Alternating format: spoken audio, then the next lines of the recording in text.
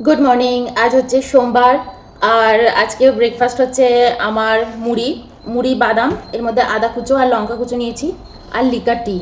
এটাই আজকে খেতে ইচ্ছে করছে, আর তার সাথে একটু বিস্কিট খাবো।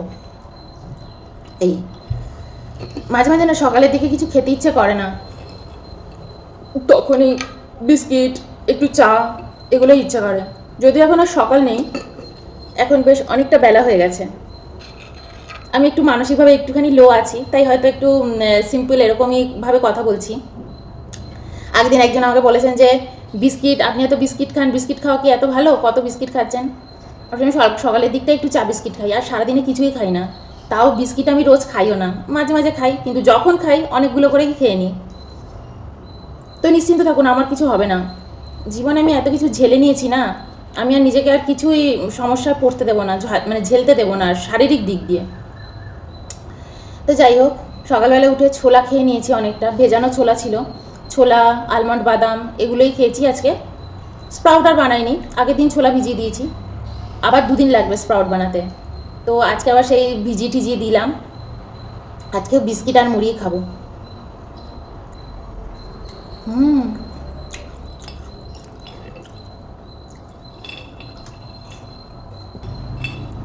এগুলি সব দিন তো আর সবার সমান যায় না।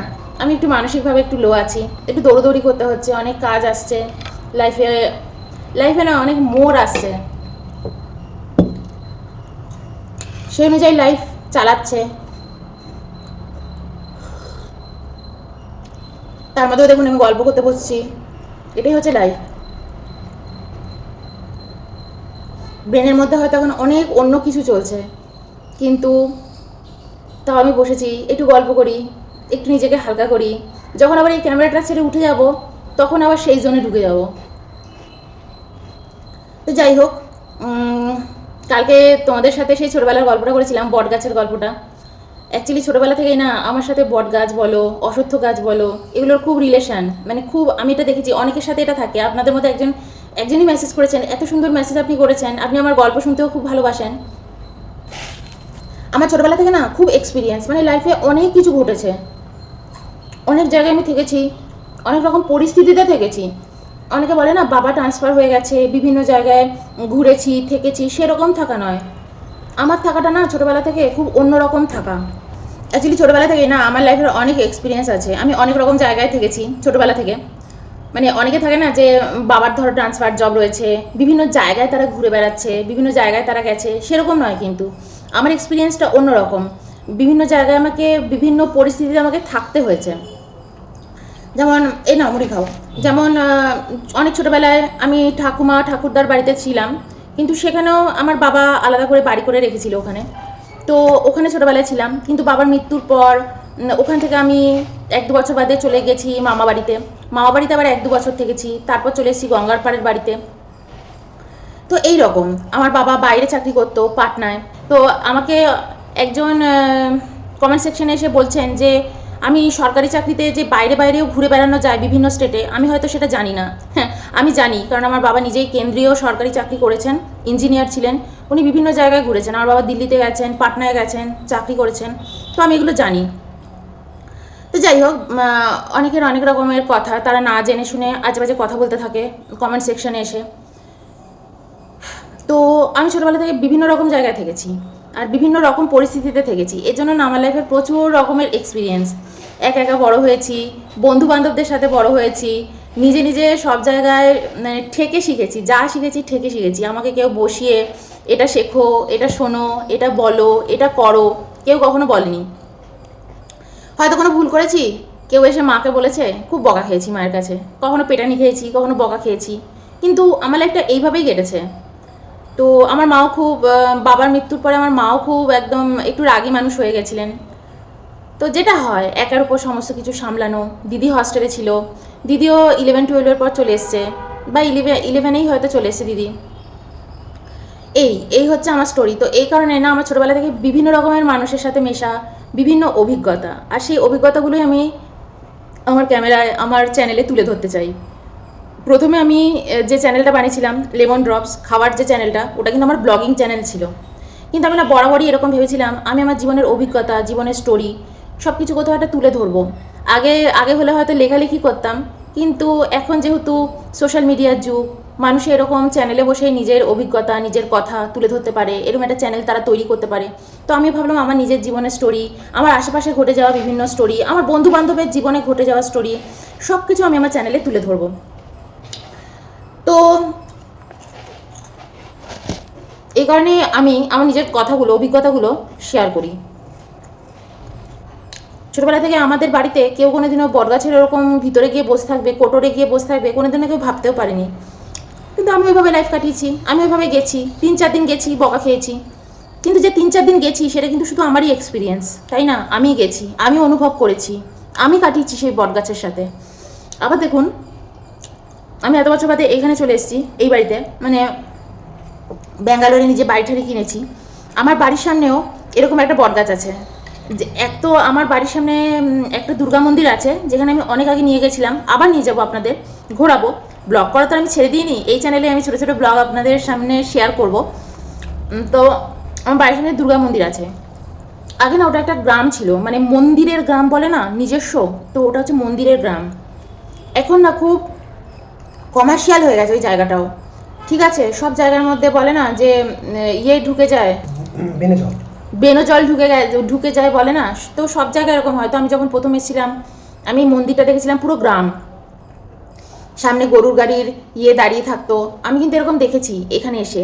মাটি, চারদিকে মাটি, এখন চারদিকটা দেখি সিমেন্ট টিমেন্ট দিয়ে ভরিয়ে দিয়েছে। সেদিনকে অয়ন নিজে গিয়েছিল অফিস যাওয়ার সময়, অয়ন একটুখানি পুজো দিয়ে, মানে ঠাকুর কাছে প্রণাম করে, মা দুর্গার কাছে প্রণাম করে অফিসে যাওয়ার জন্য গিয়েছিল। অয়নও বলছিল যেন উপরটা পুরো ঢেকে দিয়েছে। শিব বাবার মন্দিরটা না কিরম ছিল জানো তো, বেলগাছের নিচে, ওখানে একটা বড় বেলগাছ আছে। আর তুমি ব্যাঙ্গালোরে, সাউথ ইন্ডিয়া খুব একটা বেলগাছ দেখতে পাবে না, কিন্তু আমাদের এখানের মন্দিরে শিবের যে বড় শিবলিঙ্গ, সেটা বেলগাছের নিচে ছিল।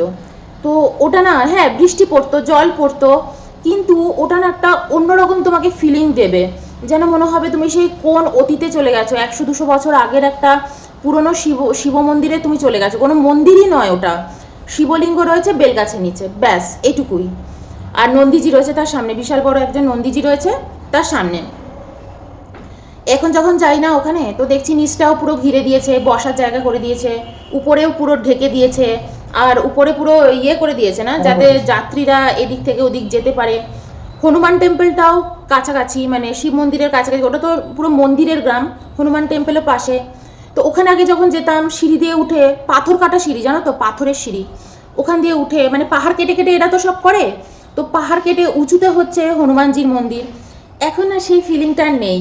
এখন যদি তোমাদের নিয়ে যাই, মনে হবে যে শিব মন্দির থেকে জাস্ট সিঁড়ি দিয়ে উঠে হনুমানজির মন্দিরে যাচ্ছি, কিন্তু ওটা কিন্তু তা নয়, ওটা পুরো পাহাড়, পাহাড়ে কেটে কেটে ওই হনুমানজির মন্দিরটা ওখানে করেছে। আর এখানে তো সব জায়গা সমতল নয়, উঁচু নিচু, এবড়ো খেবড়ো।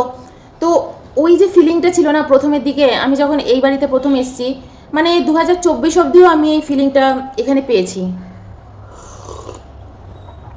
এখন আর নেই। কিন্তু এখন বলতে পারো যারা যাবে, যাত্রীদের জন্য খুব ভালো। ধরো যারা ওখানে পূজা করতে যাবে, তাদের জন্য খুব ভালো। উপরে একদম অ্যাসবেস্টার দিয়ে করে যেরকম করে দেয় না সব জায়গায়, লাইন দিয়ে তুমি যেতে পারবে, সেসব ব্যবস্থা করে দিয়েছে, কারণ মন্দিরের খুব নামও হচ্ছে। তো এই জায়গাটা পুরো কমার্শিয়াল করে দিয়েছে। আর ওই মন্দিরের সামনেই একটা ন্যাচারাল বটের ইয়ে রয়েছে, পার্ক রয়েছে, যেটা ন্যাচারাল পার্ক। কিন্তু একটা সময় বলে ওই জায়গাটাই নাকি পুরোই বট গাছে মানে ঘেরা ছিল, মানে বট গাছের ওখানে পুরো জঙ্গল ছিল। তো ওটা কেটেই ওইখানে মন্দিরটা করা হয়েছে। তো ওখানে প্রচুর বট গাছ রয়েছে, অশ্বত্থ গাছ রয়েছে, তোমাদের আমি অবশ্যই নিয়ে যাব, তাই আজকে গল্পটা করে রাখছি। তো আমার বাড়ি, আমি যখন প্রথম ওই মন্দিরে গেছিলাম, আমি তো ওখানে আমার বুকের ভিতরটা না পুরো কেঁপে উঠেছিল, ওই বটের বনের মধ্যে ঢুকে। ওটা পুরো বন, ফরেস্ট, বট গাছের ফরেস্ট। কত পুরনো যে ওখানে গাছ আছে তোমরা ভাবতে পারবে না, 100-200 বছর তো কোনো কথাই নয়, আরও পুরনো। ধরো ফোনটা, ব্লিঙ্কিট আমাদের জ্বালিয়ে মারবে। আমাদের ব্লিঙ্কিট কিছুতেই ও ম্যাপ দেখে আসতে পারছে না, এখানে ওখানে ফেসে যাচ্ছে, এটার জন্য বারবার ফোন করছে। ও বেচারা একদম লোকেশন বুঝতে পারছে না, ম্যাপ দেখতে পাচ্ছে না, নতুন মনে হয় কাজ পেয়েছে তো তাই। অনেকে বললাম বকাবকি করো না। আমার বাড়ির একদম সামনেই একটা বটগাছ আছে, আর এখানে একটা শিব মন্দির আছে, যেটা আমি আগে জানতাম না, এটা আমার একদম বাড়ির কাছে। ওই মন্দিরে তো তোমাদের নিয়েই যাব, আর এই মন্দিরেরও আমার কিন্তু একটা শর্টস ভিডিও আছে। তো একদিন এমনি সিম্পলি ওখানে আমি ঢুকেছি দেখতে, যেখানে কীরকম একটা পুরনো পাথরের মন্দির, পাথর কেটে কেটে যে ইটের মন্দির। তো ঢুকেছি দেখতে, দেখলাম ওখানে শিব বাবার মূর্তি রয়েছে, জানো তো। ওনাকে বলা হয় বটকেশ্বর, বটকেশ্বর এরকম একটা নাম ওনার। তো তোমরা আমাকে কারেকশন করিয়ে দিও যদি কোনো ভুল বলি। তো শিব বাবার ওখানে মূর্তি রয়েছে আমার বাড়ির সামনে। আর মন্দিরের পিছনে যে গাছটা আছে না, সেই গাছটা না একটা গাছ থেকেই অশ্বত্থ গাছ, আর একটা ওই গাছটা থেকেই বট গাছ, মানে বট গাছ থেকেই অশ্বত্থ গাছ বেরিয়েছে। এই যে কি ইউনিক ব্যাপার, আমি তো আগে কোনোদিনও দেখিনি। বট গাছ থেকেই অশ্বত্থ গাছ, আশেপাশে কিন্তু কোনো অশ্বত্থ গাছও নেই যে ওর সাথে বেরোবে। তো এটা খুব ইউনিক একটা গাছ আমারই বাড়ির সামনে। আর আমি না আগে যখন বিকেলবেলা হাঁটতে বাইরে যেতাম, তখন আমাদের বাড়িটা খুব সুন্দর ছিল, ওই জায়গাটা খুব সুন্দর ছিল। এখন না জানো তো, মানে কিছু কিছু বস্তি বস্তি টাইপের হয়ে গেছে ওই সাইডেও, যদি ওটা উঠে যাবে, থাকবে না, ওটা পার্মানেন্ট নয়, হয়ে রয়েছে। তো এখন এই কারণে রাস্তা আমার খুব একটা বেরোতে ইচ্ছে করে না। আর এখন রাস্তা না, আগে যখন আমি মর্নিং ওয়াক করতে যেতাম না, আমাদের ওইদিকে মানে ওই মন্দিরের ওইদিকে মর্নিং ওয়াক করতে যেতাম। আর ওখানে একরকম ইয়ে আছে, সবুজ সবুজ তোমার চারা গাছের মতন আছে। ওটা ওই বিয়ে বাড়িতে চারা গাছের ওই গাছের ওই ইয়েগুলো কাজে লাগে। তো সেইখানে মাটির রাস্তা, লাল মাটির রাস্তা। তো আমি এসে না ওই লাল মাটির রাস্তায় না হাঁটাহাঁটি করতাম, আর খালি পায়ে হাঁটাহাঁটি করতাম। তো মর্নিং ওয়াক করতাম, ইভিনিং ওয়াক করতে যেতাম। আর আমাদের এখানে তো তখন গাড়িও চলাচল করতো না। তো রিসেন্টলি এই জায়গাগুলো সমস্ত কিছু যেহেতু একদম পাকা রাস্তা হয়ে গেছে, সব হয়ে গেছে, আমাদের এখানে এই ফ্ল্যাটগুলো সব নতুন এসে গেছে, আরও কিছু ফ্ল্যাট হচ্ছে। তো এই কারণে না ওই জায়গাগুলোকেও সব ঘিরে দিয়েছে, পাঁচিল দিয়ে ঘিরে দিয়ে ওই একই স্টাইল করে দিয়েছে। কিন্তু আমি যখন আগে যেতাম ওইখানে, আমি একটা ছোট্ট শর্টস ভিডিও করে রেখেছি, যেটা আমি লেমন ড্রপসেও ছেড়েছি তোমাদের সঙ্গে। এইখানে আমি এটা শেয়ার করে দেবো, ঠিক আছে, দেখে নিও। এই পডকাস্টার কাছে না আমি রেগুলার গিয়ে বসে থাকতাম, রেগুলার গিয়ে, আর মনের কথা শেয়ার করতাম। এটা কিন্তু আমার ছোটোবেলা থেকেই আছে, জানো তো, গাছের সাথে মনের কথা শেয়ার করা। অন্য কাউকে অত পেতাম না, গাছের সাথেই বসে বসে কথা বলতাম। ইভেন আগে যখন মনে আছে, আমার ছাদে বসে বসে মায়ের লাগানো প্রচুর টব রয়েছে, মা ছাদেই না মানে বাগান করেছিল, লেবু বাগান, মানে লেবু গাছ, কুমড়ো গাছ, পুঁই গাছ, মানে সব কিছু, মানে যা যা ফুলের গাছ, বিভিন্ন রকমের ফুলের গাছ, সব কিছু ব্লিঙ্কিট এসছে, সব কিছু মানে আমাদের বাড়িতে ছিল। তো আমি কী করতাম জানো তো, ছাদে বসে বসে আমি কিন্তু ওই চারা গাছ, ওই লেবু গাছ, ওদের সাথেই বসে বসে কথা বলতাম।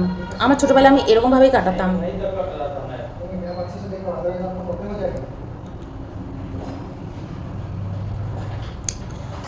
তো আমার ছোটোবেলাটাও যেরকম কেটেছে, আমার বড়োবেলাটাও কিন্তু এখন সেরকম কোনো পরিবর্তন নেই। আমি থাকিও এখন একা একা। ছোটোবেলায় অবশ্য বন্ধুবান্ধব খুব ভালোবাসতাম, বন্ধুবান্ধব থাকতো, কিন্তু আমি বন্ধুবান্ধবও কিন্তু অনেক করিনি লাইফে। প্রচুর বন্ধু, যার সাথে পাচ্ছি মিশে ফেলছি, কোনো দিন আমার হয়নি, খুব চুজি, খুব চুজি। তো এই কারণে আমার ছোটোবেলাটাও এরকম কেটেছে, বড়োবেলাটাও একা একা কাটছে। আর আমি ছোটোবেলা থেকেও গাছের সাথে আমার খুব সম্পর্ক। আবার যখন রাগ হতো, জানো তো, ছোটোবেলায় বিশেষ করে যখন রাগ হতো, আমি গাছের উপরে গিয়ে আবার অ্যাটাক করে দিতাম। তো এখন যখন এগুলো মনে পড়ে খুব দুঃখ হয় যে আমার অভিমানটাও আমি এরমভাবে করতাম। আর বড় হয়ে এখন তো সবই বুঝি। তো এখন যখন মন খারাপ হয়, তখন শুধু গাছের সাথে গিয়ে শেয়ার করি। তো বট গাছের সাথে আমার রিলেশন দেখছি একদম ছোটোবেলা থেকেই। আর ওই গাছটা যেটা আমি তোমাদের গল্প করেছি, ওখানেও কেউ যেত না, শুধুই আমি যেতাম। তো যাই হোক, আর বটগাছের থেকে যে লাভ মেরেছিলাম গঙ্গায়, ওটা আমি নেক্সট দিন তোমাদের সাথে শেয়ার করব। আজ একটু হালকা ফুলকা কথা বললাম। তো চলো, বাই।